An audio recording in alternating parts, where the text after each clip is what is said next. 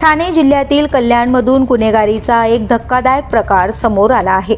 बंद घरांची रेकी करून लाखो रुपयांच्या घरफोड्या करणाऱ्या बाप लेकांच्या टोळीचा महात्मा फुले पोलिसांनी पर्दाफाश केला आहे। विशेष म्हणजे या टोळीमध्ये 2 बाप आणि त्यांच्या मुलांचा सहभाग असल्याचं उघड झालंय। पोलिसांनी या कारवाईत 3घांना अटक केली असून 2 अल्पवयीन मुलांना ताब्यात घेतलंय। या टोळीने कल्याण परिसरात एका पाठोपाठ एक तब्बल 12 घरफोड्या केल्याची कबुली दिली आहे। पोलिसांनी आरोपींकडून सुमारे 21 लाख रुपये किमतीचे सोन्याचे दागिने जप्त केलेत। या कारवाईमुळे कल्याणमधील अनेक घरफोडींच्या गुन्ह्यांचा उलगडा झालाय। या टोळीचे मुख्य सूत्रधार विलास भालेराव आणि दीपक जाधव असल्याची माहिती समोर आली आहे। विलास साफसफाईचे काम करत होता तर दीपक बिगारी कामगार म्हणून विविध भागात फिरत होता। कामाच्या निमित्ताने हे दोघे शहरातील बंद घरांवर पाळत ठेवून रेकी करायचे।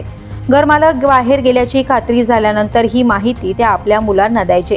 यानंतर विलासचा मुलगा कैलास भालेराव आणि दीपक जाधवची 2 अल्पवयीन मुलं त्या घरांचे कुलूप तोडून चोरी करत असत। घरफोडीतून मिळालेल्या पैशांचा वापर मुलं मौजमजेसाठी करत होती, तर चोरी केलेले सोन्याचे दागिने विकून त्यांची विल्हेवाट लावण्याची जबाबदारी पुन्हा या दोन्ही बापांकडेच होती।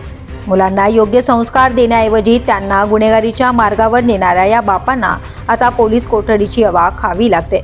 दरम्यान या टोळीने आणखी किती घरांवर डल्ला मारला आहे याचा सखोल तपास महात्मा फुले पोलीस करत आहेत। द पोलीस न्यूजसाठी अनिल शिरसाट, ठाणे।